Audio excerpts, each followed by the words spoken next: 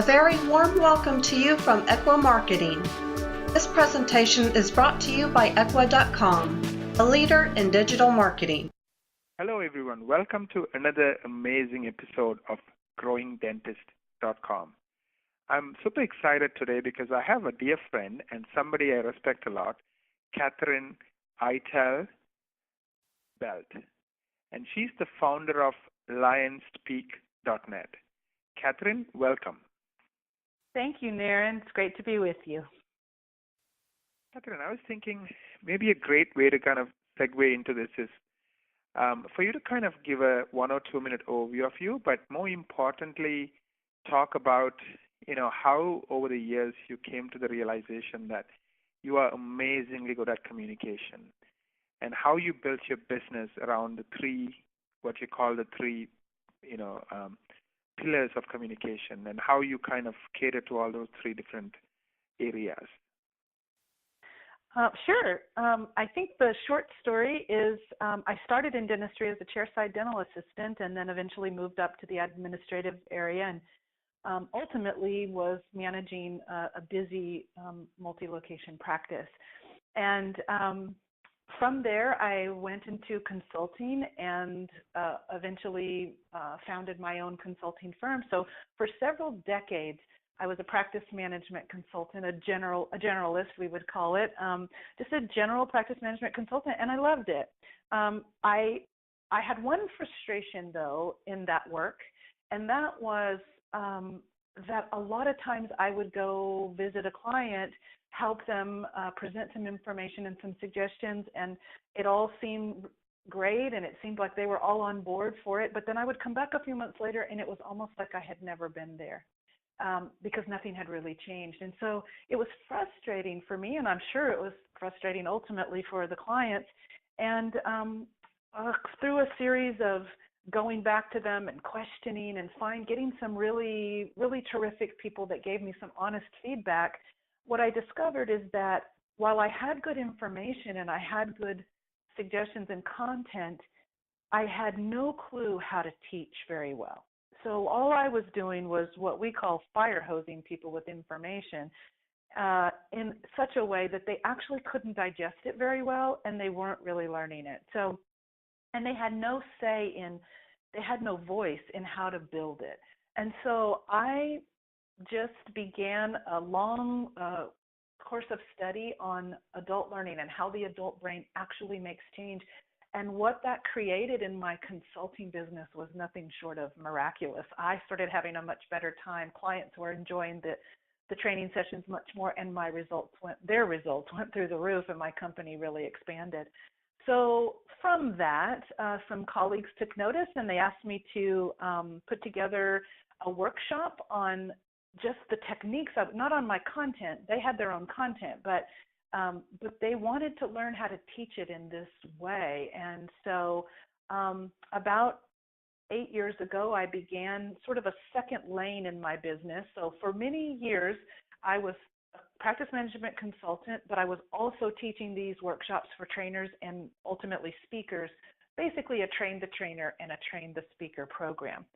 And about 18 months ago, it just was all becoming too much.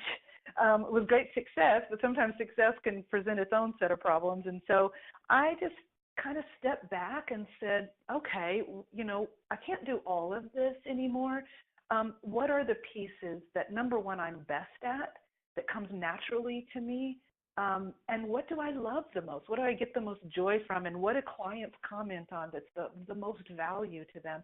And hands down, it was the communications coaching part of that work. And so as of 18 months ago, we rebranded my company. We have a brand new website that I think makes it much clearer what we do. And I guess the easiest way to describe it, as you said, are these sort of three pillars of communication coaching. One pillar would be patient or customer-facing communications. So we do a lot of work in that pillar on telephone skills, on financial conversations, chairside conversations, any kind of customer-facing conversations, we coach it. The second pillar would be team communication. So anything from a leader or owner of a business or manager within a business or practice that wants to communicate better with their teams and be better leaders, then we do a self-leadership communications workshops and lots of different avenues to get that information, but a lot of coaching around that. We also coach company culture, so a lot of work about how teams are together and just helping people grow individually and mature in their communications so that they're seen as not just leaders in their company or departments, but also just in life, that they leave a legacy with the children at their dinner table or the people in their church groups or where their communities, wherever they're in their neighborhoods, that they speak in such a way that people are inspired and feel clear about, what they're saying. And so we coach that. And then the third pillar would be training other trainers and training other speakers, anything from the owner of a business that needs to, have a sort of an executive level understanding of how to speak well in public, all the way to people who make a living as a trainer or make a living as a speaker. In that pillar, we're doing a lot of corporate work, and of course, a lot of independent speakers and trainers come through that. So that's really sort of an overview of what we do, and we love it, and we're just so happy to have had that moment a few years ago where we said, gosh, let's focus, let's really focus on what we're good at, because there's so many great practice management consultants, and I refer to a lot of them now. When a client needs that. But if someone just needs a really, deep dive into particular communication skills, and that's what we specialize in.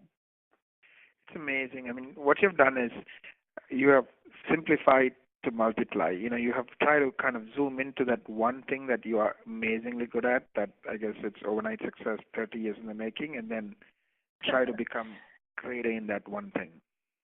Yeah. It's immensely satisfying, I think, to clients and to me and the people who work for me because we're super clear on it. And I think we're still I think clarity is something you're always wanting to create. And so, we're still defining and refining those programs, but it sure has created this sliver of focus that makes it easy to make decisions. It makes it easy to know whether we're in really good alignment with clients or not, and be able to get those clients to where they really need to be.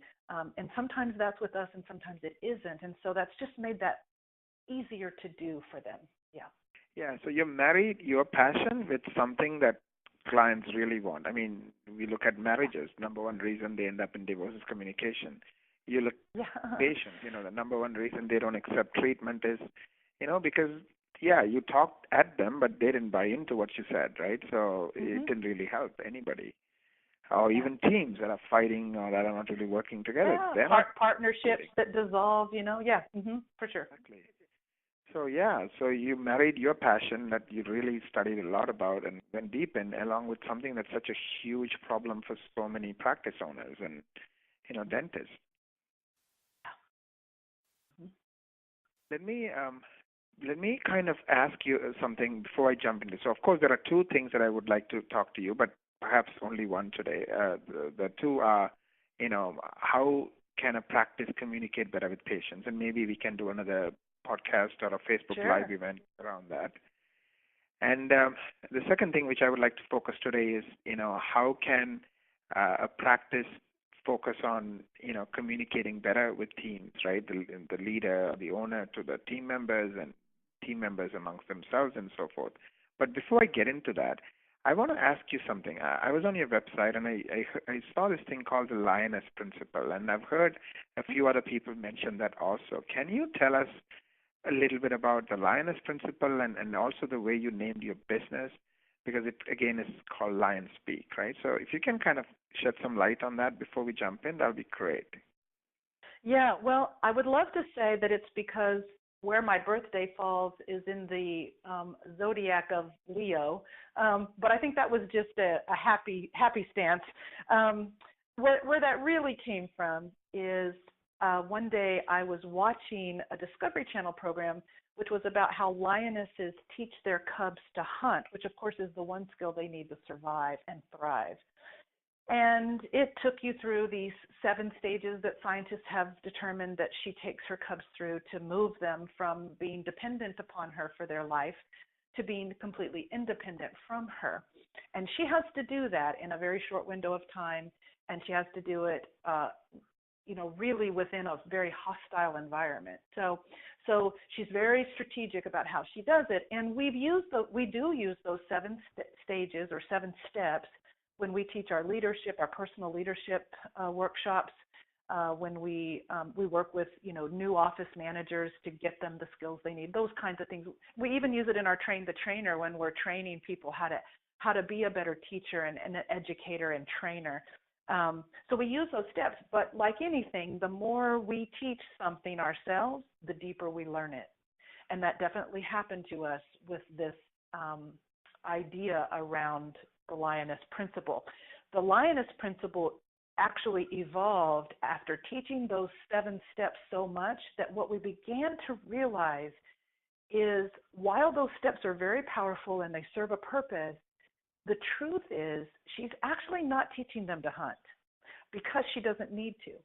Lionesses, just like every mammal, including humans on the planet, are born with the instincts that they need already to survive and thrive. We have ancient wisdom. We have instinctive knowledge that is hardwired into our evolved DNA. And in the lioness story, anybody who's had a house cat or a kitten at their home will know that they know this to be true. A kitten, if a butterfly, flies by or a leaf blows by in the wind, the kitten doesn't have to go to its mother and learn 7 steps to know what to do with that butterfly. It's going to chase it whether there's a mother around or not. It's born with the instinct to do that thing that will help it thrive. And humans are the same way. We are born with this, but we have forgotten. It rules the lion's world and all of those, the primates and all the big cats and most mammals. They live their life by this intuitive voice that helps them make decisions right on time and the right decisions almost always. It helps them know how to communicate flawlessly. And we have that same instinct powerfully, but we also have something they don't have, which is this great big egoic mind. And our minds are so highly developed that we actually argue with the instinct. We've gotten really good at ignoring it. We've gotten really good at subjugating it and pushing it aside. And we have lost one of the greatest gifts that we're born with, and that's this intuitive wisdom. So why that matters to dentistry, why it matters to our subject today, Naren, is that in the past when people taught communications and they taught leadership and they taught these things, it was all about going out there to learn something, going out there to get a script so you'd know how to talk on the phone well, or going out there to memorize a speech so you'd be a great speaker from the stage, or going out there to get a to-do list to be a leader. Do these things and you'll be a great leader, instead of learning intuitively how to connect and inspire and clarify for the people who look to you for leadership and guidance. And so we want to bring people back home. We want to say we absolutely 100% know you can be a better communicator and a better leader. Leadership has nothing to do with owning a business. We're talking about just leadership in life, and it will transfer to the business easily. So if that's what they want, then and who doesn't, right? Who doesn't want to advance their life in the direction of their dreams? So if that's what we want, then we're saying you don't have to go out and get anything. You can be like the lioness. The lioness recognizes what she's actually doing is she's actually recognizing that the cubs were born with it. So while it does look on the surface like she's teaching them these 7 things, what she's really doing is recognizing that they already know it at its core level, And she's basically creating an environment and a process so she can show them that they know it. She can expand their knowledge and help them blossom that intuitive wisdom. And that's exactly what we do at Lion Speak. At Lion Speak, we say your people already know when they're connecting well with another human being and when they're not. I couldn't teach that to them if I tried. They know it, and they do not need a script to become fantastic communicators. Now what they do need are some protocols or maybe a framework to stay within in terms of speaking well with new patients on the phone or delivering a financial conversation to a client or anything like that, or even handling a conflict with a coworker. We do teach frameworks, but within the framework, we do some exercises where people step into the framework with 100% of their own personality, 100% of their own individuality and their unique voice. And we encourage them to not only be who they are, but to be the best version of who they are. And people are embracing this system and idea unbelievably, because I think we're tired of the only way to get better is something that's outside of us. And so I think we're bringing people back home to say, no, I know how to do this. I've forgotten that I did. I've forgotten that I can trust this. And it's not that we're not teaching we're not helping people to structure it. I think, Naren, you and I talked earlier about the fact that where scripts probably came from, I suspect, is that owners and managers wanted to guarantee consistency across all locations, across all of their employees. Maybe even for us leaders of a family, we want consistency with our children. We know we don't want one child behaving one way and another way. So I think it's wise to create consistency.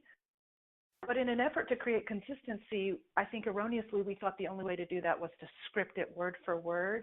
And I think inadvertently what happened is we robbed people of their passion and their authentic voice.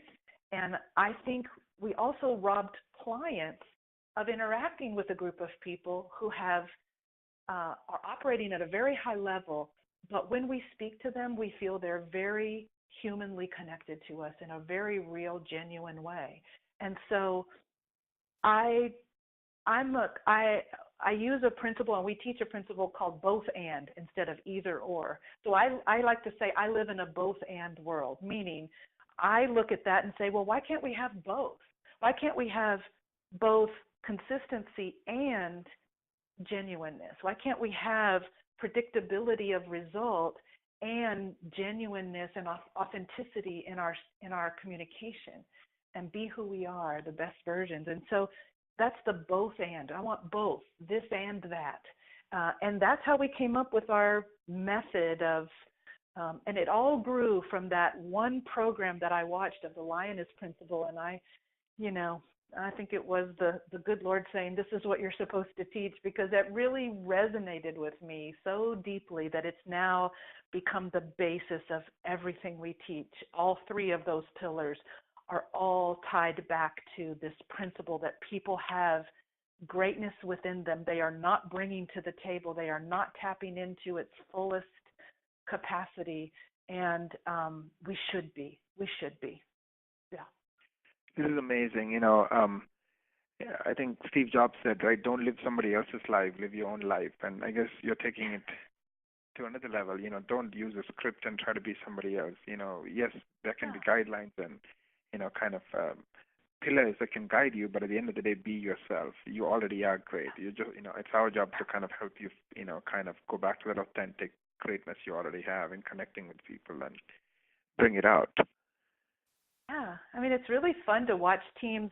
We'll bring in a protocol or one of our frameworks on whatever it is they're wanting to work on, and then we encourage them to take that initial framework and workshop it so that they massage that framework so that it fits their practice, it fits the personality, it fits the it fits the marketplace that they're working within. And once they commit to that, or they get that framework finished, then we have an exercise where they actually really commit to it. They commit to 100%. We're not varying from this framework, but within the framework, it's like stepping into a corral. Once we step into this framework, we're not going to leave it, but within it, we can dance any way we want. We can, I say to them, if you're funny, you should be funny. Patients will love it because you'll be so authentic. If you're warm and you're gracious and generous and that's how you are wired, then be more of that. So, we want people to be, we don't want, it's like when I train people to become better speakers, they'll ask me almost always about humor and about telling jokes. And shouldn't I start with a joke? And I always say, well, I don't tell jokes, because if you came to my house to a dinner party at my house, I wouldn't tell jokes. It's not that I think there's anything wrong with telling jokes. It's just not genuinely who I am. But I love to tell stories that are funny. So real stories, that are hilarious things that have happened to me or other people, or, I love doing that, and I'm good at it. And so I can have my crowd maybe not holding their sides and tears coming out of their eyes, they're laughing so hard, but I always am able to get a lot of warm chuckles and, really good laughter by telling these stories, and that's more my style.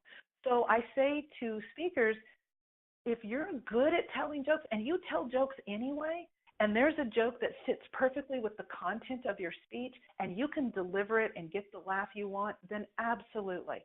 But if you can't, because you've seen some other speaker do it and it's not authentic to who you are in everyday life, now that's where you're going outside of the authenticity, searching for this tool. And really what I'm saying is you got everything you need. Let's develop how you naturally, yes, we absolutely want humor, but what is your natural style of humor? Let's stay in that lane. Let's develop it more.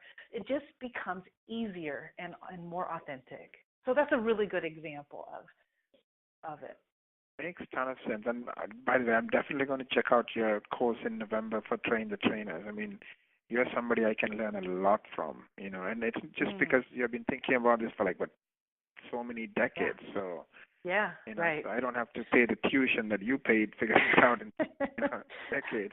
We can definitely shorten the curve for sure. Exactly. Maybe I can do it in 3 days. Maybe I won't get to your level. There you go. Let me jump into the team part, right? We said, there are 3 pillars, and one of the pillars is how do teams communicate? And I know people throw around words like, you have to do what you're good at, and what's your personal mission, and what's your, team mission, and what's a vision and purpose, and all kinds of big words. Can you kind of start from the basics, kind of get us thinking about communication? Yeah. Well, in the team pillar, the communication really all centers around self-leadership, something we call self-leadership. So that's critical to anyone. And if we now say that anyone is an owner of a business, it has a specific the self-leadership of a business owner. The principles are the same, but the application is different because they have a business to apply it to and a group of people to lead. Self-leadership for an individual who is an employee of a business is the same principles, a different application. They now have to communicate both horizontally with their coworkers. If they're in a management position, they have to go vertically down to the people who report to them. They also have to communicate up to the person that owns the business or that they report to. So the application of the self-leadership is different. If they don't work at all, or let's say they don't work outside the home, they work inside the home as a mother or father inside the home. Principles are the same of self-leadership with their children, with their aging parents, with whoever they're in charge of leading. It's just a different application. So when we talk about team communication, the first thing, we don't start even giving them protocols for that or frameworks for that. What we do is we step way back and we say, the words will come easy to you in any situation, whether it's a team meeting, whether it's dealing with a conflict, whether it's, no matter what it is, asking for a raise, doing employee review, whatever the communication situation is, the words will come more easily, the right words, when you already have yourself emotionally stable. So we work on some tools to check in, to do a self-check before I open my mouth, before I make a decision about my business or about my job or, about anything. How do I check in so that I know I am standing on the strongest emotional platform so that I make the best decisions and I say the right words? The words really do come out pretty well when you have the space between your ears and the space within your heart stabilized and really strong. In other words, we talk about, I use an analogy of something I call the flow.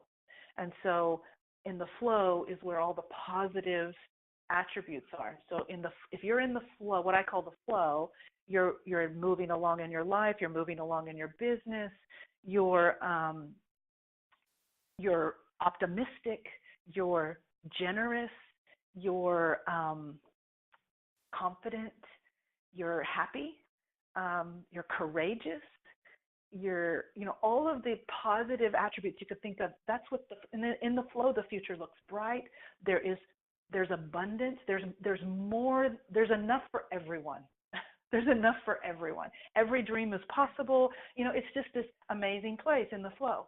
But all of us, even if we can get ourselves in the flow and we're operating, we're speaking from there, we're making decisions from there, all of us, life happens to us. And life happens to me every day, just like everybody else, and it pops me out of that flow. So just imagine that I popped out. I'm a cork in that river, and it popped me out into and onto the muddy bank on the side. When we're in the muddy bank on the side, our feet are, it's not that we're not moving, but it's slower, it's sluggish, it's harder.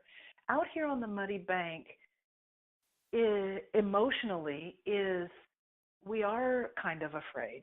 We are afraid of what's going to happen or not going to happen. We are not feeling like there's enough for everyone, so we're jealous or we're envious or we're not very generous. We're selfish. We are worried. We're guilty and regretful and ashamed. We're, all of those negative emotions are out there. So if we are out here, if someone makes us angry, they say something to us that's angry, or we attend a meeting and we're not very optimistic, we're pretty pessimistic about the results of this meeting. If we're there and we open our mouth, we're going to say different things from that platform than we would if we first got ourselves back, if we recognized we were out and we strategically got ourselves back in and we knew how to do that, and we spoke from here and we made our decisions from here. The decisions from the flow are very different than the decisions out on the muddy bank. And so that's the first thing we teach people about self-leadership. Now, imagine, back to your question of vision and purpose and mission and all these things, if you're the owner of a business and you want the business to end up some particular place in 5 years, let's say, we work with owners and we say, we'd like to take you through a process where you get yourself in that flow on that strong emotional platform before you start to envision where you want to go. Because your vision will be different on the bank, where there is not enough and you're slightly pessimistic and you're very mired down in what's happened before and any failures you've had before or anything like that, then that future looks very different, and you will limit your dreams in a different way than you will from in here in the flow.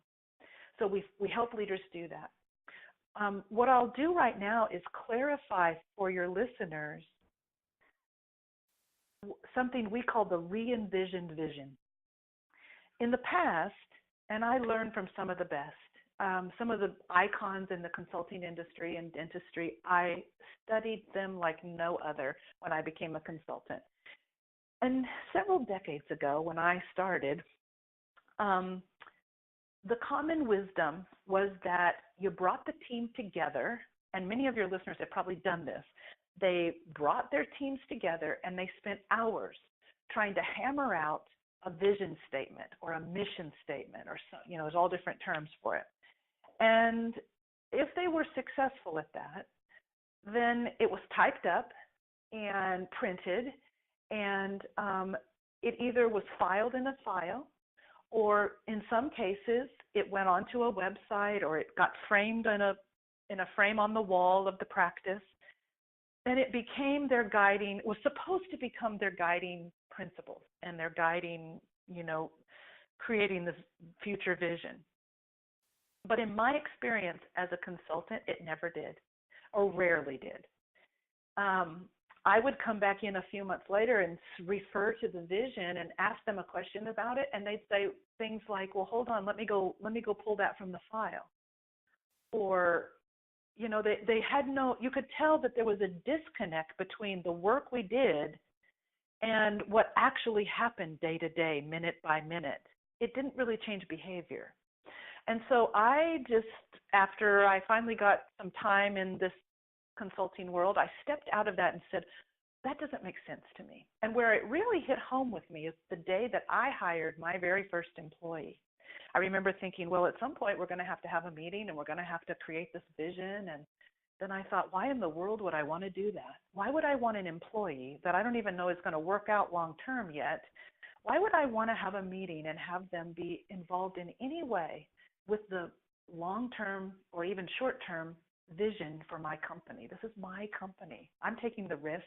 I'm doing that level of work and commitment to run this. If somebody's not going to get a paycheck, it's going to be me, not them. I'm the one on the line here. It's my right. It's my prerogative. And I think it's my responsibility as an owner to do two things. I would say all communicators and leaders have to do two things when they communicate. One is to create clarity around the communication. So in other words, in the scope of vision, my job as an owner of my business for the people who work for me is to create crystal clear understanding of where we're headed. No fog in the picture at all. So my job is to create clarity. My second job is to create inspiration around the clarity. So people could be really clear where you're headed, but not inspired to do it or want to do it. They could also be inspired by you, but be confused about where we're going. So really good communicators and leaders always create those two things, clarity and inspiration. So the Re-envision Vision that we teach, there's only one person or group of people that should write it. Now we're talking business vision, and that is the owner or owners of a business. That's it. The employees have nothing to do with the creation of the vision of the business. That's not to say that the employees and the team don't have a huge role to play in the development of the strategies that will cause this vision to come to fruition. In that space and in that conversation, you almost must have the team, because if you're not able to if it's not a solo entrepreneur and you're the only, there's just a one-person business, if you have anyone working for you, then they must be involved. You don't want to miss their contribution of creativity, of ideas, of strategies, but it's only in the how we're going to do it. It's not in where we're going. Where we're going is an owner's prerogative and an owner's responsibility. And I'll tell you, your teams, if you're an owner listening to this, your teams are looking to you for this. They are so happy when they get it from an owner in a conversational, passionate way. I don't know why I want it. I don't have to justify it. I don't need to explain it. I don't even have to explain it to myself in terms of why. When we coach owners in this vision process, we push them to really say, if it was just the best, like when would you start your day? When would you work? Who would you work with? What would you do, and what would you never do again? And it's interesting. A lot of people get off track with what we call the cursed hows. Like, well, I just don't know how I would, my clients expect me to do this and this, or my clients don't want to go see multiple specialists, so I have to do endo. And so we have a strategy for coaching people to not get off in the weeds, but to just dream. And we say, don't worry about how. Just pretend that some miracle happened, and miraculously you were able to do it. You were able to grow your practice or your business in the way you would like, beyond your wildest dreams, and you never did another endo again, or saw another kid again, or whatever it is that they don't want to do. And so we create this vision, and we don't get stuck in the cursed hows. How are we going to do that? We just say, this is just the what where are we going?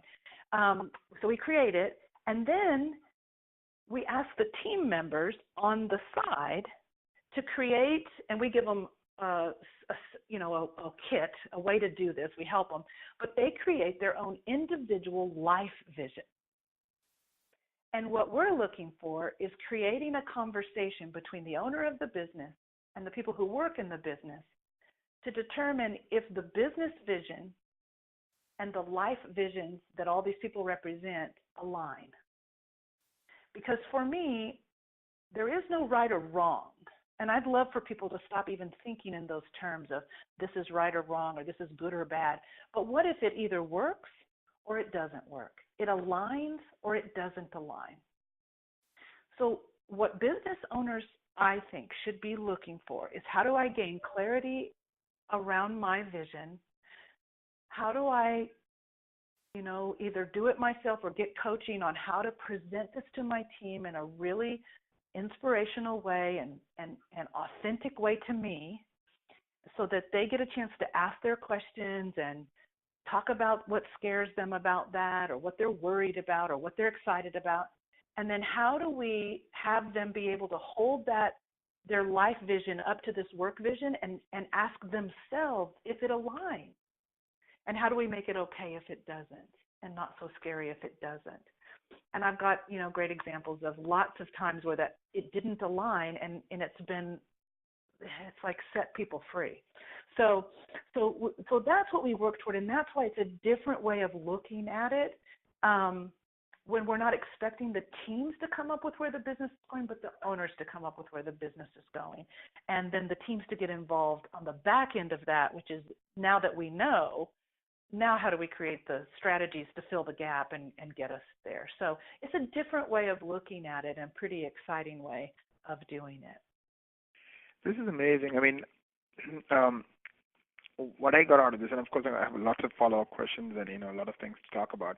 What I got out of this is that, again, going back to the basics and the authentic part of yourself. So it starts with the owner and his dream, right? And again, I'm assuming, we all want to be happy. So typically there are 4 things people work on to be happy: money, time, purpose, and relationships. So for you to be more happy than you are today, for you to be like, in that, wow, this is amazing territory, who are you going to be working with, meaning the relationships, both patients and team members? What kind of people do you want to hang out with? Time, right? How much do you want to work? Purpose, what kind of things do you enjoy? You don't have to do everything, right? And then money, of course, what would make you happy in terms of, income, profits, revenues, the whole 9 yards. Because I have had conversations with lots of people, and when they start, they'll say, I want, this large amount of revenues. But then they'll say, not really. I mean, when you go deeper and deeper, what I really want is the profits. And I want to spend, I don't want to work more than 30 hours because I have young kids who are growing up. I don't want to miss them, So then the whole thing changes. So somebody who might say, oh, I need to hire an associate and this and that will say, well, maybe not. I can still get at what I want, which is, have the time with my kids and make a good living. And so you kind of help the owners go through a process of dreaming as to what makes them happy, and put the puzzles together, like time, money, purpose, relationships. Yeah, yes, and I'm actually going to share that with your listeners today, at least from a surface level. It's what we call our vision kit, and it's the same that we're going to send to anyone who wants to engage in this process. It's a set of questions, and I think we'll talk here in a minute about what's the format for revealing this to the team and taking the team through it. So it gives a structure for that particular type of meeting in the kit. It also has the questions for the personal life vision. So I want to clarify that we don't ask the team to share their life vision unless they want to. If they want to, that's fine. But we're not going to. These are private, individual, but the team the team members can't decide if they align well with the business vision. In other words, they can't decide if the business vision is going to be a good fit for helping them accomplish their life vision. And I'll give you an example in just a second about that. They can't decide if they don't know what their life vision is. You see? So we want them to just come to this meeting where the owner is going to talk about their business vision, already having done some personal work on where they're going. So, for example, if someone decides in their life vision that they'd like to ultimately at some point go back to school, they'd like to go back and become a hygienist, or if they're a hygienist, they might like to go and be a dentist someday, or something else, whatever. I've had people say, I really want to open a coffee shop. I want to be a barista, and I want to own my own little coffee chain, and that's their dream for the future. Well, once they're clear on that, then we're able to say, okay, so just think about how could your work here and the growth of your work here, given this vision, how could helping accomplish this business vision help you get on your way to what it is you want to do in your life? And I'm telling you right now, as an owner, the day I help my people connect where they're going in their life, because they're going there no matter what, where they're going in their life with their work with me, I've got a motivated, integrated, engaged employee, because they see the path. They see if they help me create this revenue, and I've already said I'm willing to share whatever we create together, they're motivated because they see the clear path. When people are fuzzy, they just stay where they are. But so we're trying to help get clarity of alignment. Now, I'll give you an example of where a life vision did not align with the company vision. We once had a client that did a fantastic job presenting their vision at this retreat that we're going to talk about. And he did a great job. And then we put it out to the team. They had already done their life vision plans. And we said, so let's now field your questions, your concerns. What's fuzzy for you? What needs clarity? All of that. So we have trainers, and so they're in there facilitating that discussion. And in the discussion, one of the employees said, one of the things I heard you say, doctor, in your vision was that you wanted to go in this particular direction, which was going to require that we took some additional courses, that we all got some additional education. Is that going to require weekends or evenings? And he said, yes, it will. I've already identified the courses. There are 3 weekends in the next 12 months that we're going to need to attend as a team. And she said, I don't think I can do that and stay true to my life vision. And she said, and she asked me, can I share it? And I said, of course you can. And she said, I want you to know I'm a little afraid right now. And actually he beautifully stepped in and said, look, I care about you all as individuals. You've been with me a long time. And I get that I was going right when I hired you, and now I'm going left. And I'm going to own that change. I'm going to say that's my prerogative, and it's also my responsibility to step in and say, I own that I'm changing the direction, and now you have to decide if that's still going to be the bus you want to be on. So if you decide today that it's not, for whatever reason, we don't have to do a 2 weeks notice and you're out routine. I'm going to say, come to me, let's talk it through, and tell me what you need. Do you need 2 months? Do you need me to write some letters? Do you need me to make some phone calls? How can I support you in moving in the direction of your dreams? Because what I want, where we're going is going to require a bit of work. It's going to require a bit of re-education, and I'm going to have to learn some new skills, and you're going to have to learn some new skills. And if you want to be here and it aligns, you're not going to mind the push, because I'm going to push you. Catherine's going to push us. But if you don't really, and you say you do, you're going to hate the push. And that's where we're going to have a problem. So I'd rather talk about it. There's no right or wrong, good or bad. It's just, does it line up now or does it not? So she said, she had a child, one child, she and her husband. That child was a special needs child, and it had died. And she couldn't have more children. So in the light of that circumstance, they had dedicated their personal life to helping foster children who were special needs, who nobody would, or very few people would take into their homes. And so at any given time, they had 2 to, or more of these children in their home. And their arrangement was that the woman worked during the day at the dental practice, but then and took care of the children in the evening and on the weekends, and the husband worked then. So this new vision that required 3 weekends a year and some extra hours didn't work. And you can see where she's a one. It would be easy to say, I can't do weekends and assume she's not a team player. She's not a team player. But it had nothing to do with being a team player. It had to do with a disalignment or an unalignment with her life vision and the work vision. And so creating a space where we can have those conversations and we can say, she said, I don't want to leave, but this is where my life is going, and I cannot give weekends.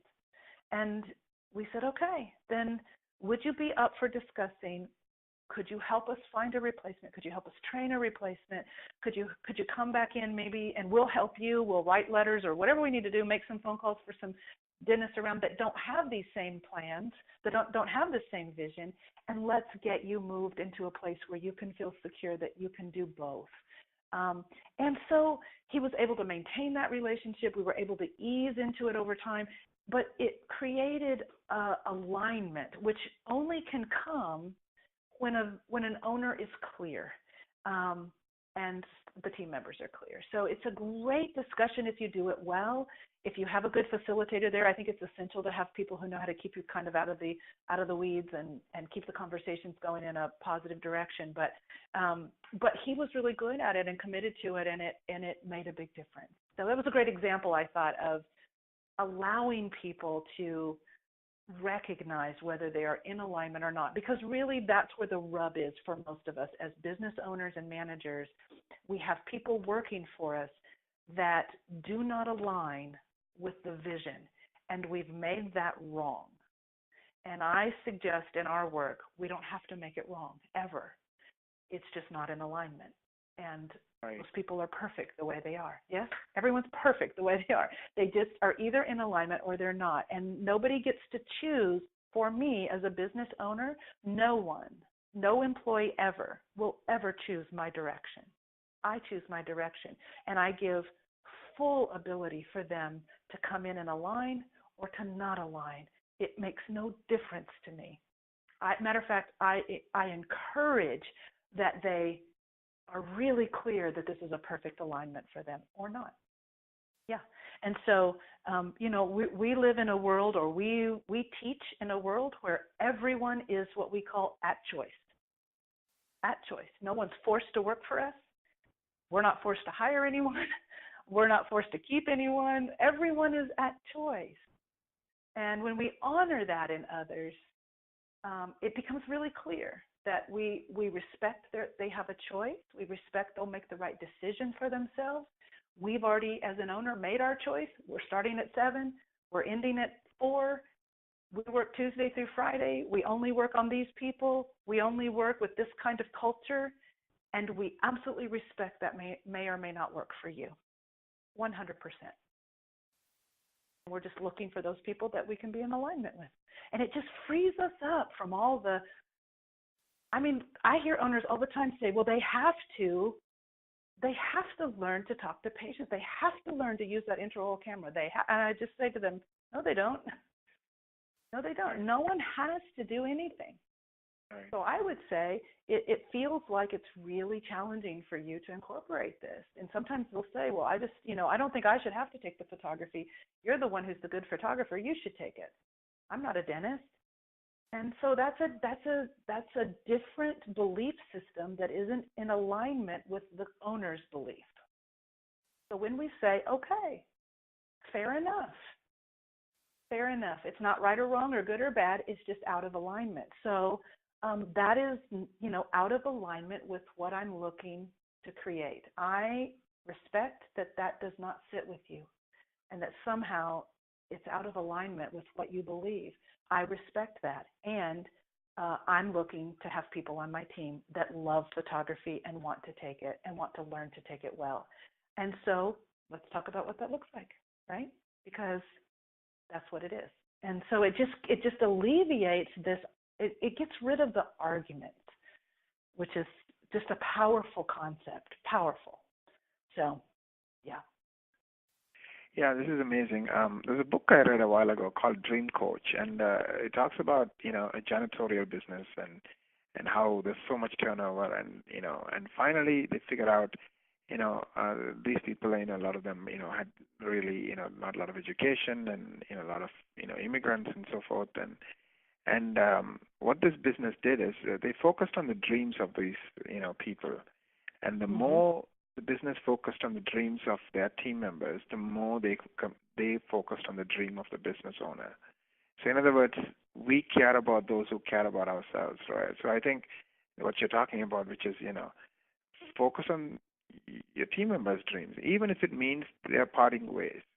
And if you do that, they're going to do so much good for you. Like, this person who helped find the, replacement and, gave her 200% in making sure this replacement is successful because you cared about her dreams, right? Her life purpose. So it's awesome. Right. So I think this idea that, me, and, and forget about you, it really doesn't work in real life. It might feel like it's working for 2 minutes, but you're going to feel miserable even if it does work. And 90% of the time it won't work because, the way the universe works, it kind of is more for people who are all about, helping others and making a difference, whether it's your team or your patients, right? It's not just about me, and I don't care about you type mindset. So well, I love that it. That is right. I think that is absolutely right. And actually in claiming a vision with great clarity and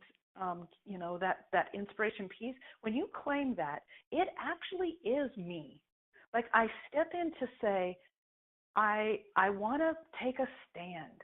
I want to take a stand right here. And we coach leaders, if they haven't done this well in the past, to just start with that. Just to say, the first thing I want to do is own and maybe even apologize that I have not been clear. I've been actually frustrated because inside I was clear, but obviously I didn't have a way of making it so clear that all of you could see where it is I'm wanting to go and what it is I'm wanting to create, the culture, the business, the profit. We're very specific about it all. And so as of today, that changes. As of today, I am stepping into an entirely new level of leadership, and I'm going to take full responsibility for the breakdowns we've been having. That's me. Either I'm tolerating it and I'm not stepping out and talking about it in a direct way, and or I haven't been clear about what I want. So let me do that today. And so we just help them it's like a fresh start. It's like a reboot. It's like an absolute 100% reboot. every year, we do these annually with clients. So we call it an annual calibration retreat. And what we're doing is recalibrating every year, at least once a year. We're recalibrating to the current vision. And the vision changes slightly from year to year. I know mine does. Right. So, so every year we come together in this retreat format, and the owner helps us get new clarity. Has anything changed since last year in terms of what you're envisioning? And it probably will slightly, if not greatly. And so they get us clear again. We ask our questions again. We decide if we align again. And so you're right in that, Naren, I think this does introduce this idea of not helping people get their dreams, but allowing for them to do it or not do it here, or not do it. And some people aren't ready to get that kind of clarity in their own life, and that's really not up to us. And it doesn't matter. What matters is we're clear, and we're allowing for the opportunity. Some people will step in, and some people will not. But what we are giving, and I think it's what you're saying, is we're giving respect to them wherever they are and wherever their life is taking them. And in the flow, a leader isn't worried if someone's going to leave them. They're not worried. In the flow, there's plenty of good people to choose from, even if you think you're in an area where there are no good hygienists left, or there are no good associate doctors, or I promise you there are. But from the bank, the muddy bank, you won't find them. They will not be attracted to you. They will not show up on your radar. It's like trying to find country music when you're dialed to a jazz station. It's not that the country music's not playing, it is at the same time, but you'll never hear it because you're on a different frequency. So when you get yourself here, you're never ever held hostage by an employee who won't do or won't get in line or doesn't bring the attitude. You're never ever encumbered by that. But that's what I'm saying. Leadership is about first getting yourself on this strong emotional platform so that you are always at choice, and you recognize everyone in your orbit, everyone in your sphere of influence is also at choice. Your spouse, your friends, your coworkers, all of it. So your patients, so when you live in that space and work from that space and lead from that space, it's very different. It's very empowering. And of course, what we're trying to do is learn it ourselves so we can be the example to everyone that we're leading. We set the example of how to lead from this platform, from how to lead from clarity, and respecting that people have whatever choices they have. But you've made yours. I've made mine. I know exactly what type of person I'm willing to work with, and who I'm willing to hire and keep on board and pay a salary to, in terms of their attitude, in terms of their work ethic, in terms of there's just no question in my employees. I can promise you 100% there is no question. I remember one time, I'll give some props to my good friend Deborah Englehart Nash. Many of your listeners will know her as a fantastic practice management consultant, and her husband as a fantastic clinical lecturer and dentist, Ross Nash. But together they run the Nash Institute. And so Deborah, in one of her lectures, and I won't remember what the 5 things were, but she said when they're interviewing a new person, before they start going through the resume and the application and start talking about the job, they have 5 rules in their practice for determining a good fit, a perfect fit, they call it. So to determine the perfect fit, you have to be able to line up with these 5 things. And I don't remember what all 5 were there, but I remember that one of them was, we only hire adults. And she said, so for example, if we ever had to ask you to put your cell phone away, it would not be a good fit here. It would not be a good fit. And we don't have that written in a manual. We don't have it written. It's not how we roll. We don't have it all lined out for you. So if it would occur to you to be texting on your phone in the middle of a workday, unless the house was on fire, it just wouldn't be a good fit. You wouldn't feel comfortable here, and it wouldn't work out. It just wouldn't work out. And we'd be better not to even go into this resume. So How do you feel about rule number 1? Because we only hire grown-ups. Now imagine that. So she's not saying it's wrong. She's not saying there's not a place that you could go where you could also text on your cell phone. But here, we've decided, we're not making a judgment about it. We're just saying that's how it is. We've claimed it. And we're super clear about it. And we're not going to babysit people. And so, so once you're clear, you don't have to have all the emotion around it. You just claim it. And it either aligns or it doesn't. It either works or it doesn't. It's not right or wrong or good or bad. We lose those labels and we just step into, this is how I want it. It's how I want it. I want to work with grown-ups, So I love that. So you see what I'm saying? So it's actually freeing when an owner takes this level of accountability and responsibility and vision. It's the basis of all good leadership. It really is. So we love working with people where we help them step into this kind of power and this kind of freedom. Yeah. Right. This is amazing. I think, what you're saying is you don't have to justify why you want what you want. You don't have to explain. It is what it is. This is what I want in the story. And if and I respect if it doesn't work for you. Yeah, totally exactly. Respect it. If it doesn't, then I'll support you in finding something that does work for you. So it's not like, oh, I win and you lose, so you win and I lose. We both win. Or I'm right and you're wrong. Right. Yeah. Exactly. Mm-hmm. There's no right or wrong here. It's that's amazing. And it aligns or it doesn't. When you think in those terms, it's easier to review an employee. I just had an employee review. Someone started with me January 1st, and many things were going right and several things weren't. And so when we sat down, it was really talking about it in terms of, does this line up with where you're headed? Because this is what the job requires.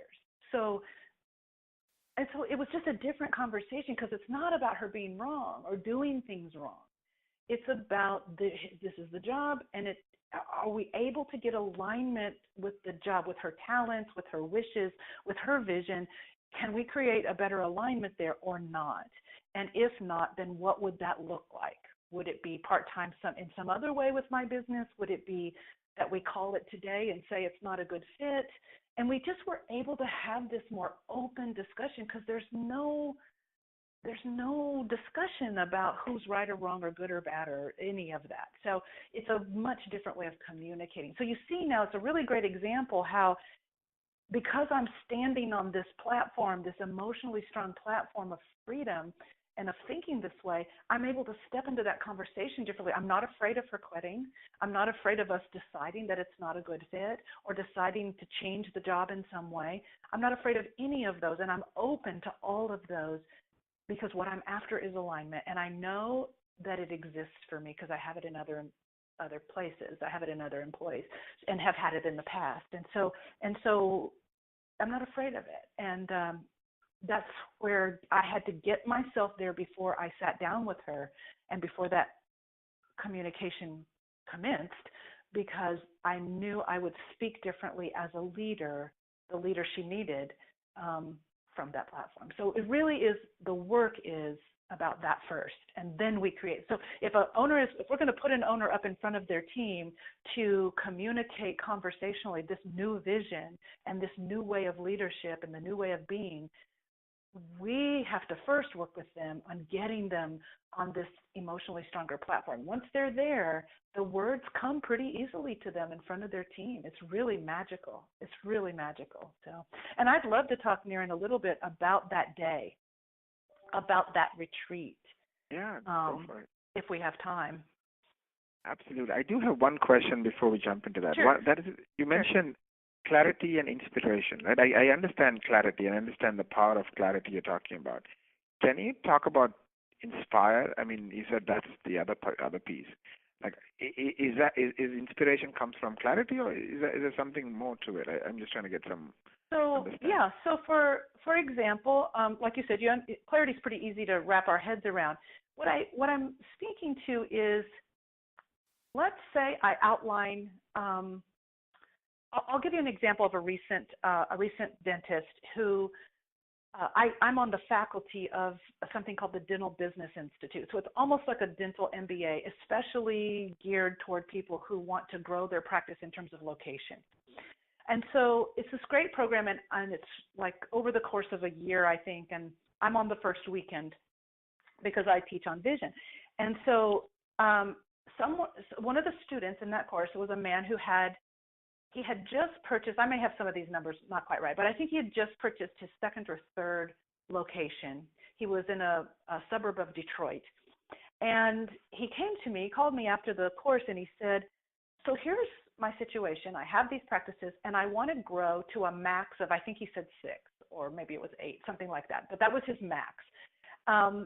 And he said, and I'm currently in contract or in escrow for 2 more practices.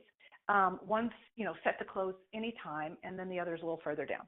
And he said, so I'm at this place where would now be a good time, knowing that I'm going to be bringing on these other practices, would now be a good time to do this retreat and claim this vision, and, or should I wait until I have all these? And I said, no, there's no time to waste. Vision should be as soon as you can do it, because people are working for you right now and they don't know. I said, is there confusion about where you're going? And he goes, there's not only confusion, there's fear. I said, I bet if I had been in the practice you've been working in, the solo practice matter of fact, I think it was generational. I think his dad or somebody, he had that one practice for forever. And so people had worked for him for a really long time. And suddenly he's now buying other practices and merging these teams together and creating a middle management structure, and they're freaked out. And so, and in their minds, here's what happens. In the vacuum of clarity, people fill in their own vision, their own direction, their own definition. So if you don't do this, in the vacuum of it, they'll just go with their own made-up vision. So what they made up in their heads was he was turning into a quote-unquote big box, low-quality, high-volume clinic business. That's what they imagined, which could not have been further, not only from the truth, but from the motivation of all this. So I asked him, I said, so step back and tell me, I see what you're doing, but why are you doing it? Why all of a sudden? And he said, I can tell you really clearly. He said, I have lived in this community. My family's lived in this community for generations, a small town. He said, all of a sudden it occurs to me that all of our community, who's been very hard hit by the loss of manufacturing jobs and the loss of the economy here, they have 2 choices in dentistry, and only 2. They have the choice of high-end, high-quality, high-fee, which many of them cannot afford, or they feel they can't afford, or they have low-end, clinic, low-quality, low-price, mill, what we would call a mill, and nothing in between. And I go to church with these people. I see these people in the grocery store. My children go to school. My grandchildren now. He said, I love this community with all my heart. And I'm interested not in becoming 100 locations. I have no dreams of that. I would like to see, could I create a business, a dental business, where we have enough locations and only just enough to create some economies of scale, so we lower the cost of doing business, but we do not simultaneously lower our quality. We're able to so we probably won't be able to match those prices, but we can compete with those prices and give the people in this community an alternative. And I said to him, I'm going to tell you right now, if you stood up in front of your team and said exactly what you just said to me, you will not only create clarity, but you will inspire your people around the reasons for this. Mm-hmm. They will be inspired, most likely. And I said, people are attracted to people who have big hearts and want to do good things and are excited about, they're passionate about the reason behind the vision. And so So we coached him, and he did, and he actually he didn't cry, but he got a little choked up when he was delivering it to the team. And this day that we had this retreat, some of those team members in the new practice that had just been acquired, they were meeting for the very first time. It's the first time they'd ever laid eyes on their coworkers in this business. And so here they are, some of them brand new to each other, listening to this man's vision of what he's trying to do. And he said to them, I don't even know if it's possible. I really don't. And I don't know exactly how we're going to do it. I have some ideas. That's why I'm in this course. That's why I'm taking this education. But I don't have all the answers. I just know where I'd like to go and what I'd like to try to achieve and create. And I need your help. And I need Katherine's help. And I probably need other people's help. I need help, but I'm really clear about why and about what. And he got a little choked up about it. And it was just, so we took a break afterwards, and I went to the women's restroom. And in the women's restroom, I hear these conversations, like, man, this was not what I was expecting. I thought this was going in a completely different direction, or I've been looking for another job because I was not going to work for a clinic. And now I'm really kind of excited. And because he said, look, there's opportunities. We're going to need some management we haven't needed before. I don't have any favorites here. I'm going to make those jobs available to those of you that are interested in either learning the skills or bringing the skills. I'm willing to create this any way that we all can create, but I'm going to make some opportunities available to some of you and if not, then just know I'm going to be hiring new people into those positions. But the opportunities are also here for you as well. And so people are in the restrooms going, wow, I hadn't even thought about maybe I will, raise my hand for that. And so suddenly what was probably going on behind the scenes, he was able, and I'm so glad he didn't wait, because he was able to come in and say, let me create clarity and let me also create inspiration about why. And he did that. So does that help you understand why both are important? I get it now. I totally understand. I think the example made a ton of sense. Without the example, I think I was having a bit of a hard time on the inspiration part. Now I understand. Sure. Like when you verbalize it, when you explain it, I think people buy not what you do, why you do it. I mean, everybody builds computers, but people choose to buy an Apple and pay double the price for it. It's not because of the what. I mean, the chip is the same. The specs are the same. The why, The why, and all that comes with that, and is created by that, for sure. So it isn't always that, it doesn't have to be that monumental or inspirational in that way, but people are drawn and inspired by people who are passionate about something. They are. So when we help a speaker, when we help an owner to get up every year in front of their team like this, we want to coach them to choose the words that create clarity, don't create confusion. And we want to choose the responses that inspire people to want to get on the train with you rather than freak them out and create fear. And, so we want them to see you confident. We want them to see you. And passionate doesn't mean you're Tony Robbins up there doing the rah-rah. That's not, he's passionate in his way. But I've seen people very quiet, very, very subtle people be extremely passionate about the direction and what they're created. It's not the volume of your voice. It's the authenticity and the urgency that people feel, the excitement that they feel, the optimism that they feel from you about what you're creating. When they see joy, they see fun, they see that you are on fire internally about this challenge and this creation, it's hard. It's like a magnet for people. So if you don't have it, it either means it's not really coming from an authentic place, or you have devalued what that could do for your people and how bad they need it and how bad we all need it. And so, it's that piece. Right. Absolutely. Before we wrap up, can you kind of provide a little bit more color on that, the retreat you're talking about, um, and then we'll talk about the website and how people can reach you and any offers you have for them. And Sure. So really quickly, the Calibration Retreat is something I've alluded to it already several times, but it's a retreat we do annually. We encourage practices to do it whether they engage with us or not, but I would encourage all your listeners to consider an annual retreat, team retreat, that is held off-site, meaning it is off of the premises of their normal work environment. Very important detail to this. It's important to get people out of their normal space, because my experience as a trainer for many decades is that people show up differently, listening with different ears, with a different level of openness and engagement when you pop them out of their normal environment. You notice when you have team meetings routinely in the same space over and over and over again, people sit in the same chairs.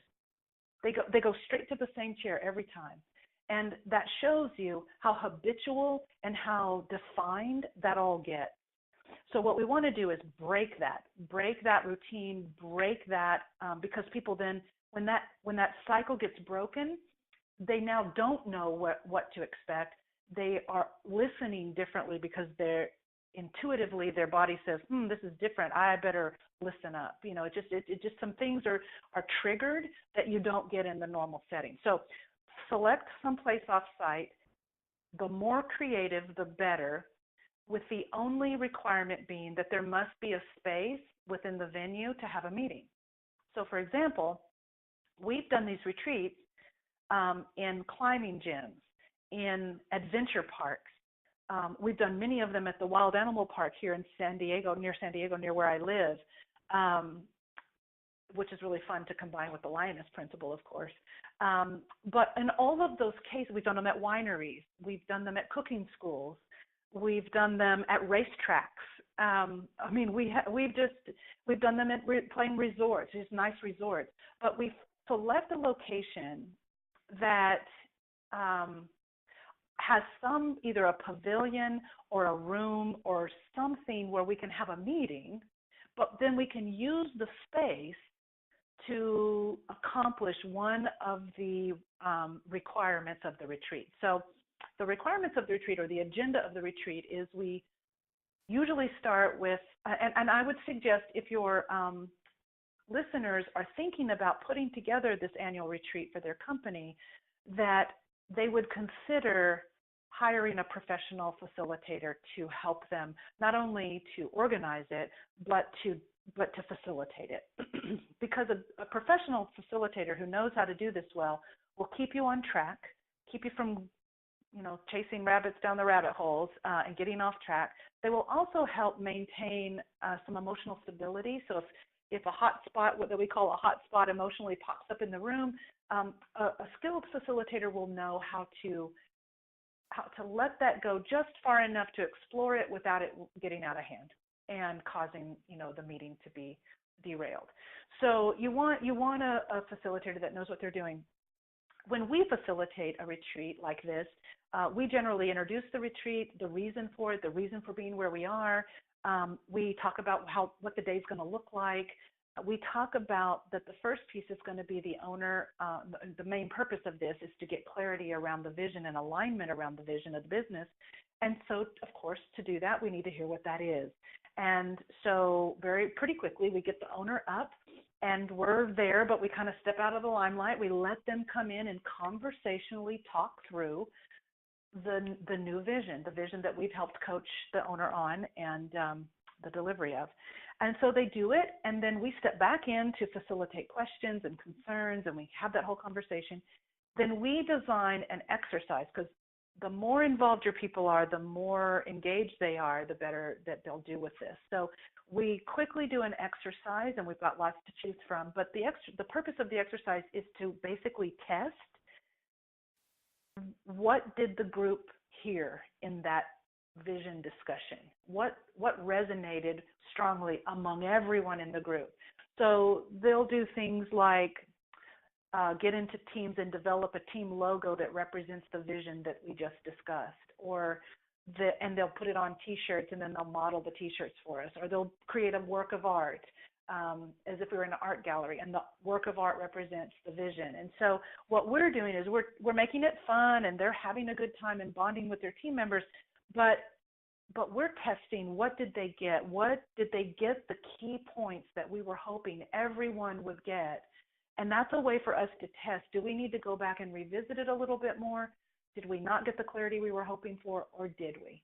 And if we did, which we usually did, then we move on to the next piece, which are some report outs from the different departments about where you are. So what is the current state of the business? So hygiene reports out, the admin people report out, and they just give us, this is where we are in relation to the things in the vision. And then what that shows us is the gap, what we call the gap between where we are and where we're going, according to this vision.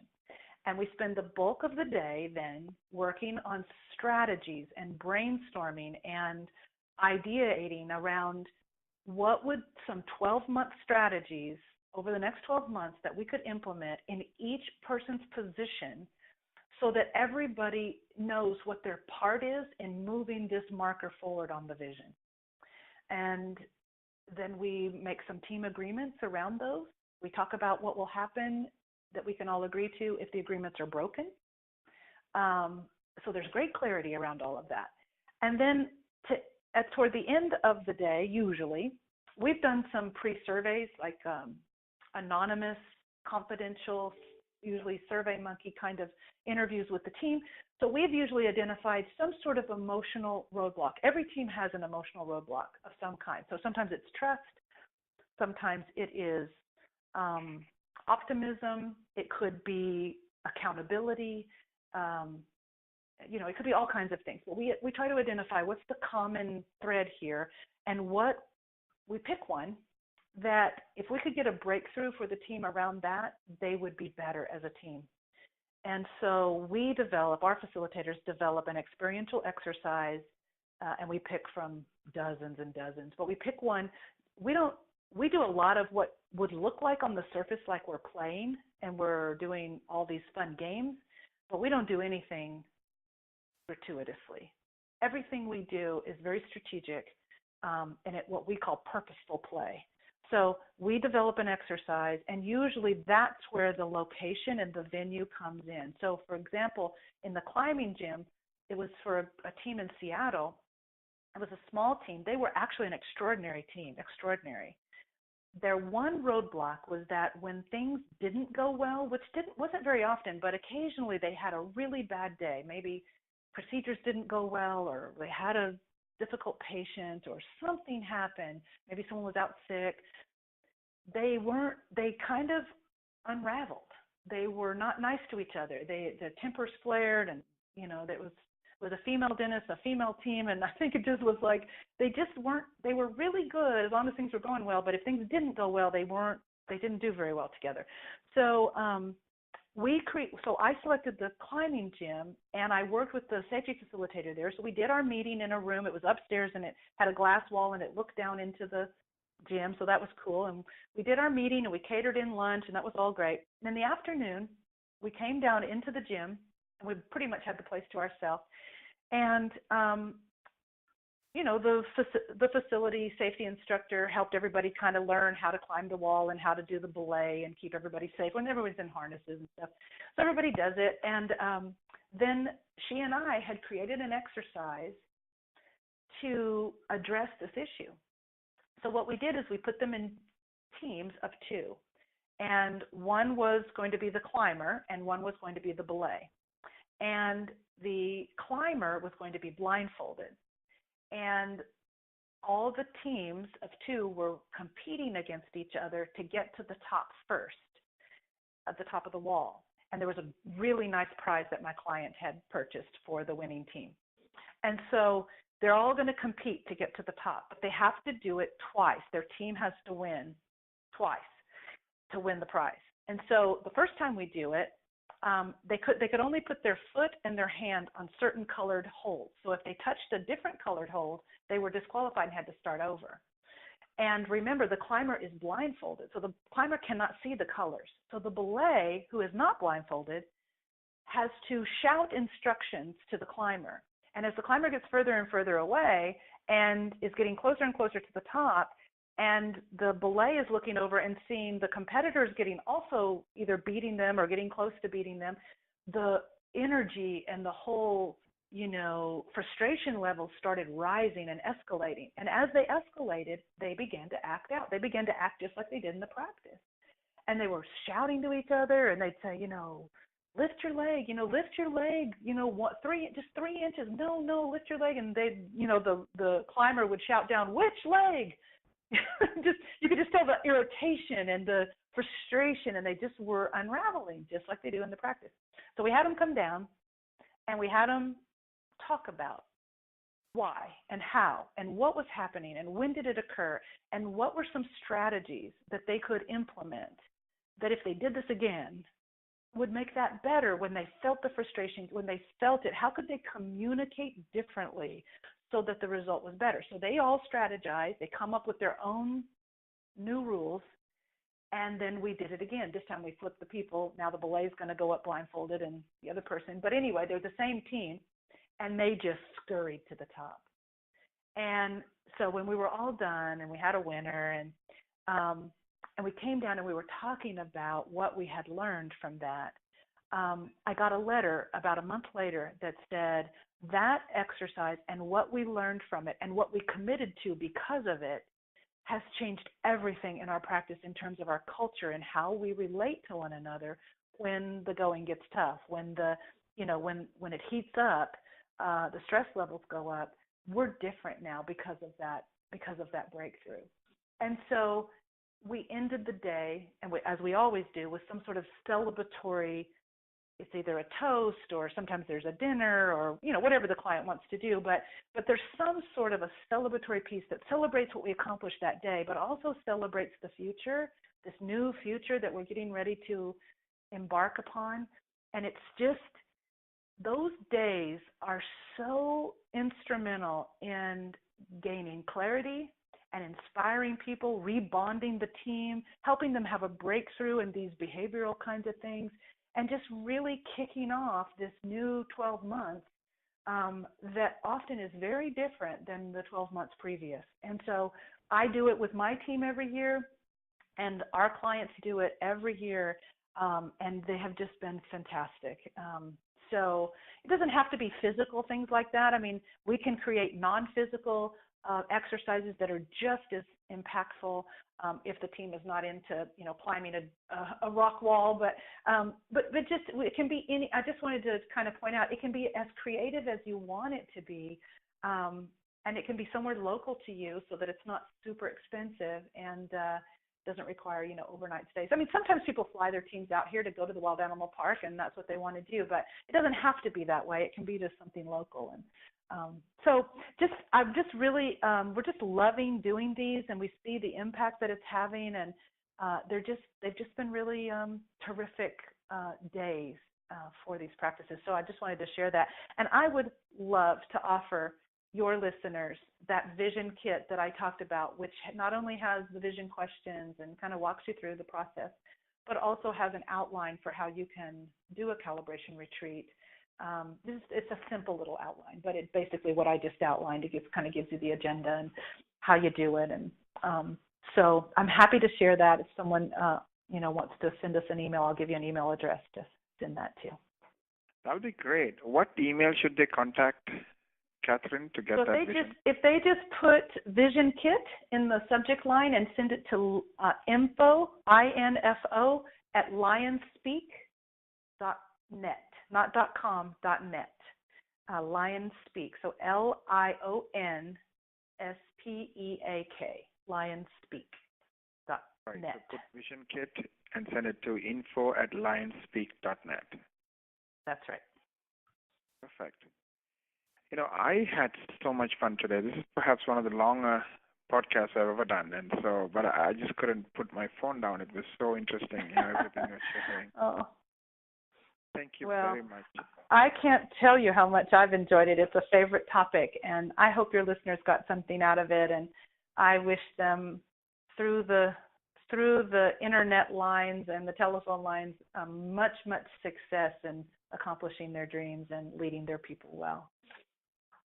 Absolutely. I think they would have got a lot out of it. I think definitely, even the Lioness Principle was very interesting about, bringing out the instincts that people already have instead of, making them memorize scripts.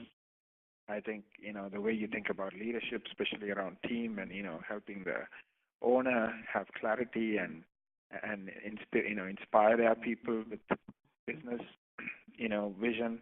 And then, of course, having people have their own life vision and then helping them agree or disagree. Yes, these two align and we can continue, or maybe not. I think there's so much in it, and I think I'm just summarizing it at a 10,000-foot level, but I think, by listening to it maybe a couple of times, they'll get a ton out of this. I hope so. And I so appreciate you inviting me, Naren, to share what we're so passionate about here at Lion Speak. Yeah, I would love to have you back, either as a podcast or a Facebook Live event, to talk about how you work with, the patient side of communications. Sure. We have a whole telephone skills protocol that we could talk about and all kinds of different things there. So, yeah, love to. I look forward to it. Yeah, amazing.